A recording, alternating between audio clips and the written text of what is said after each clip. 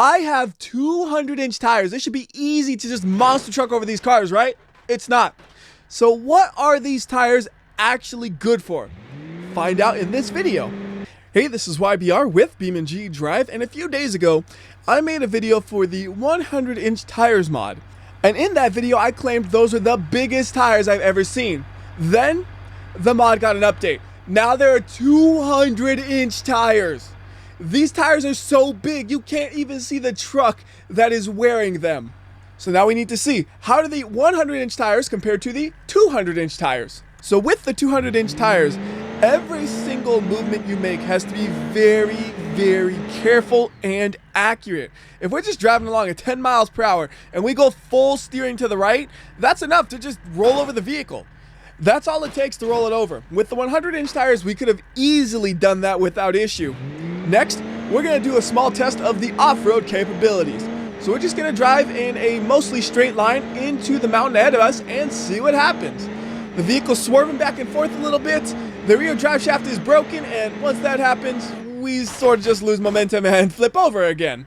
Yes, it is very easy to break the drive shafts with the 200-inch tires. I don't even know exactly what broke it, but it broke.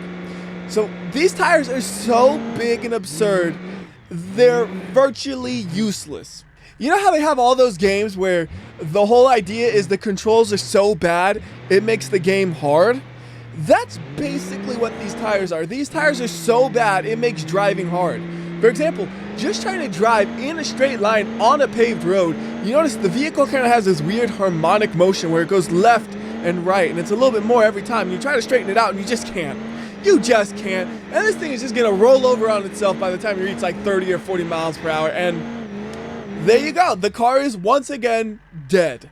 So far, I've been using a really long truck. I'm going to change up the vehicle, and I'll be back when I'm done. Okay, we now have an Ibishu hopper with 200-inch tires in the rear, and in the front, we have these pathetic 34-inch tires, which are normally big, but they look like nothing compared to the 200s. So here we go, trying to drive this thing, and one thing you'll notice right off the bat is it does that.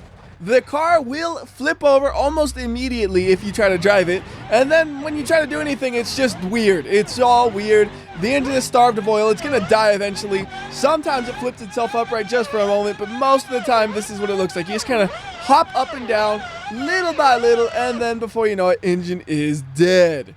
We could try lowering the amount of torque we deliver and being super careful, but even doing that, look how easy it just flips over. I was not accelerating hard there. And this is really the worst angle to be in just because you know the engine's going to starve and all you can do is floor it and hope for the best. But the best never really seems to happen. Wait, here's the best. We have got it upright, sort of, except that was not upright enough and the engine was still starved of oil. In fact, this thing might have such a big angle just sitting there, the engine will starve of oil no matter what, basically.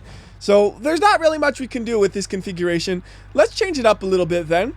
Instead of having regular tires in the front, let's go ahead and have 200-inch tires in both the front and the rear. So this thing right now looks just like a ball of tires. Let's get it out of the ground. And the tires are overlapping so much, the outer part of the front tire is where the innermost part of the rear tire is, and vice versa. These tires are absurdly large, and let's try to drive it. Let's just floor it. We got all this power. Let's gonna use it. Okay. It pops a really mean wheelie. The rear drive shaft is broken, but we can just pull ourselves along using just the front drive shaft for a while. And that's not good. Well, we can keep driving, right? Oh, that's interesting. It won't accelerate. Come on. There we go. Reset it one more time, and then we can put some power down. All right, so it'll be a little more slow this time because I do have a massive V8 engine with a supercharger that makes tons of power. So we don't need to floor it. I'm just flooring it because it's fun. And again, 10 miles per hour, it will tip over. So here's the next important question. What happens if you try to climb a building that's just under 200 inches? Maybe it'll work. Probably not though. So here we go. We are perfectly lined up and we're just going to ever so gently accelerate. And what's going to happen here? We just flip over. I knew that was going to happen. I knew for sure that's what would happen, but I had to at least give it a shot. And of course, one of the drive shafts breaks. So this car is done for as far as I'm concerned. We'll just drive it until it dies or flips back onto its wheels still upside down. Come on, keep going. Nope, it's done. All right, so here's a new idea. What if we have 200s in the rear, but only 100s in the front? Will that make a vehicle that's somewhat drivable? again, look at how small the 100-inch tires look compared to the 200s. So here we go. Oh, this is working actually a little bit. We are moving forward at least, but oh, steering sucks. Steering is still terrible. I'm going to give this one more chance. Because if anything is going to make this kind of configuration drivable, it'd be the 100s in the front and the 200s in the rear. So come on, do some driving, and it's just going to tip over, isn't it? Yeah.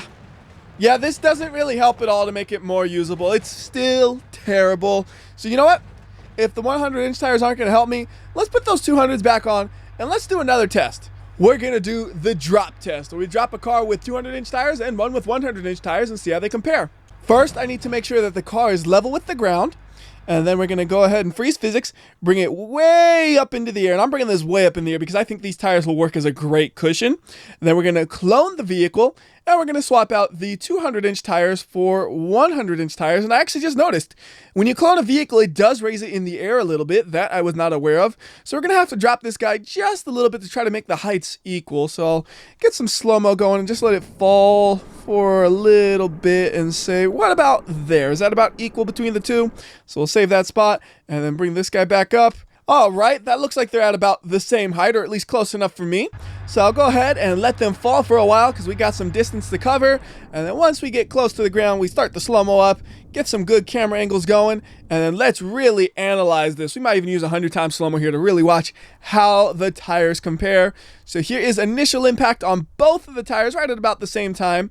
And I noticed right off the bat, both of the tires are really caving in towards the vehicle. That's interesting. You can see the engine is sticking out of the hood there a little bit. So a lot of the force is being transferred into the frame of the vehicle. This one, though, the engine is just barely peeking out. So far, there's definitely less force going into the frame of the vehicle on the 200-inch tires. So we'll go ahead and speed things up a little bit. Watch what it's doing. Again, the tires are really crunching in here. And these ones have crunched in even more. I don't know if they're broken on the rear quite yet or if they can still work. We're going to see what happens in a second. Keep going, keep going. I also noticed these ones, they went all the way to the rim, basically. They went all the way down. These ones had like 30 inches of tire left. So that means there is more cushion being used on the left ones, just as you'd expect with having bigger tires. It just makes sense. All right, so there is the impact, and there's the bounce. You got to have the bounce afterwards, right? And which one's going to bounce higher into the air? It looks like they're just taking off. They bounce so high. There's no thrusters there. That is just the bounciness of the tires, bringing them, what, 2-3 stories up into the air at least? Crazy looking stuff there. And then the second bounce, which is just going to cause even more damage. So, okay, big tires is going to suplex the small tires, apparently. So if we want to look at the damage, now's the time to do it. 200-inch tires, they look pretty good. I don't see anything wrong with them. How do the 100-inch tires look? Actually, they look just as good. So that height is not enough to cause any sort of damage to the vehicles, but the suplex maneuver is. All right, next test. More height. This is already so height. Do we really need more height? No, but there was not enough damage to the vehicle, so way up into the air we go. And then we'll do the same with the other guy. We'll place him right next to it. And now we gotta wait for them to fall, so go get a snack or something because it's gonna be a minute. Hopefully you got your snack in time because here comes the impact. And one thing I'm noticing right off the bat is the 100-inch tires fall faster. So we'll take a look at them first. What do you guys got? Oh yeah, that's bad. It actually has some damage to the vehicle for sure. How are you doing, 200-inch tires? I actually like this because you look at the 100s and you look at the 200s. So the suspension on the 200s is completely just blown itself out on the fronts. The rears don't look much better, but the actual damage to the vehicle might be less. Let's see what the recoiling bounce looks like. Oh, interesting. The 100s bounced a lot more. And yes, I count the recoiling bounce as part of the test. So looking at the 200s here, I don't really see any damage to the vehicle. It looks pretty good. How about the 100s over here? Well, it's upside down annoyingly, but if we look, you can see the front is a bit messed up. It's hard to see because it's upside down, but it is a bit messed up there. But again, these tires are just so good at reducing the damage. It's kind of crazy. It's just unfortunate with these ones that it managed to do it in a way where the tires got all messed up like that, and somehow the engine locked up. Don't know why it did that, but that is interesting. All right, so here's the next thing I want to test. What if we try to drive down the river with my 200-inch tires? So I'm going to go to this part of the river, which is a little bit deeper than the part we were right next to. Get a fresh vehicle, and then... What? Hold on a second. Did you see this? Okay, hold on. We reset the vehicle, and it just instantly flips over. It literally is just like instantly flipping over. We are in the air, just dropping it into water. Nothing crazy, and it just wants to flip. This is so strange. We need to go to a bigger body of water. So I'm going to change up maps, remake this car, and we're going to see what exactly happens when we go into a big body of water on Italy. Okay, there is a hopper in between these giant tires. We just got to find it. And now we're going to very gently into the water here, going nice and slow, like 5 miles per hour, and it just immediately flips onto the side. All right, put it upright in the water, and let's see what it does. So it's just in the water and immediately flips over again. I think the 100-inch tires did better here too, because at least those flipped over. I'd rather be flipped over than stuck on my side. Although, if we're stuck on the side, we can at least still accelerate. I don't know if it'll do much, but we can accelerate. And look at how high of a top speed we can get with these massive tires.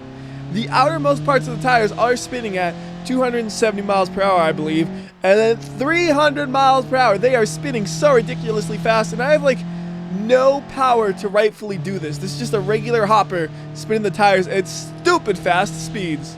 That's kind of fun. And look at all the water it's splashing up too, just making a huge old mess of things. Alright, and stop. Oh, stopping takes a minute. Alright, the next thing I want to test. Whoa, look at it spinning now. Ha! Anyways, the next thing I wanted to test is if we dunk it way deep in the water, how far up will it shoot? So we're going to go way over here where we actually have some depth to the water. And then put it there. And ooh, that's not good. Oh, it's okay now. Flying into the air, really get some good height on it. And then landing into the water once more. And here's my really dumb idea. I want to see just how high of a speed we can get in the water with the tires just spinning like mad. So I'm going to change this car up a little bit to tune it for top speed, and I'll be back once it's ready. Okay, we now have a big V8 engine in this thing, so let's get going. First gear already up to almost 300 miles per hour. Second gear, that gets us up to 400, 500. Look at it moving. 600. Oh, it's really going now. Hold on, get the camera off of it. What in the world is actually happening to the car?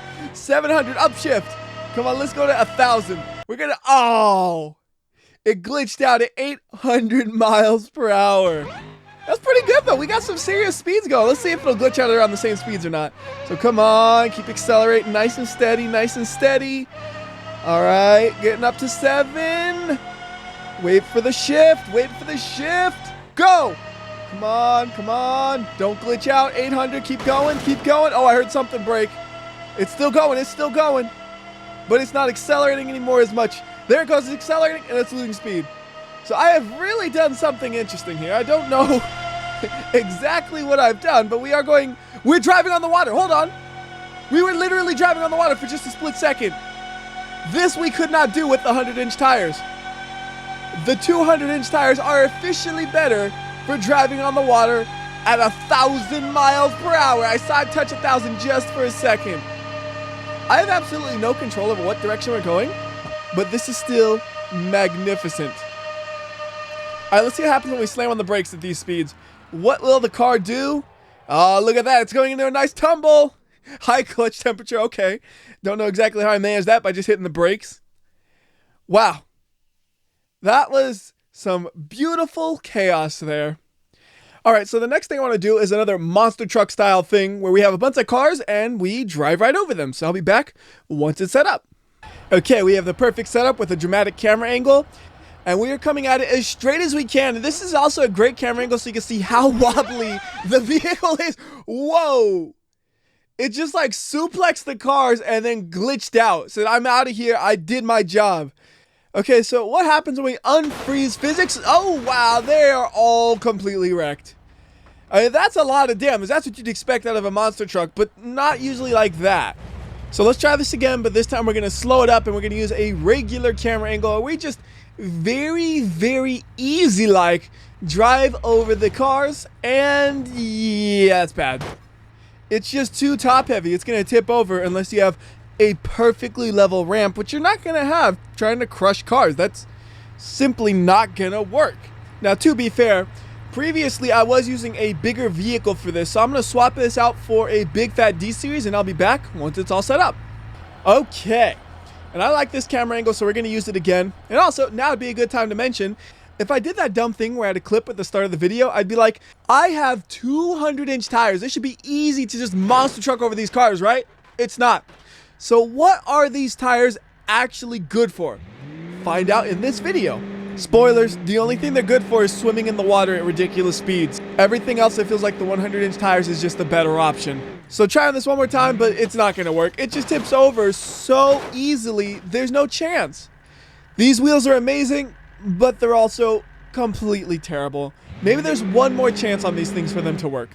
What we're going to do is we're going to swap out the 200 inches in the front again for some 100 inches. Now this will pretty much immediately break one of the drive shafts probably, because the difference in size is just going to screw with the differentials and the different ratios and all that.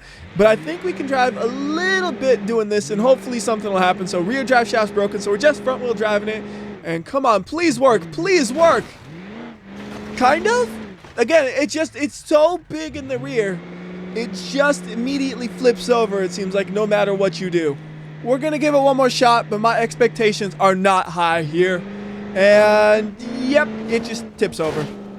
That's all it wants to do, just tip. It does do that, though, which is pretty cool. Completely useless, but it does do that until the engine is started to boil, and then it just dies. Really, though, there's not much we can do with the 200-inch tires. They're just too big. So, to finish things off, we're just going to head over to Leap of Death and chuck it. Okay, we have the stock pickup truck ready to go, and I'm just going to ever so gently drive him off the ramp because it's so easy to tip over. This is about all we can do in terms of acceleration safely. So, there we go. We are off the ramp, and even just doing that broke the rear drive shaft somehow. Don't ask me how, but it did. Hey, here we go, though. We're actually rolling down for a split second until the tires just blew off. For about 3 seconds, that was looking magnificent. And then everything broke just like normal and all the magnificence faded. Man, those are big tires. All right, one last thing I want to do, just for fun, is I want to bring the car way out here.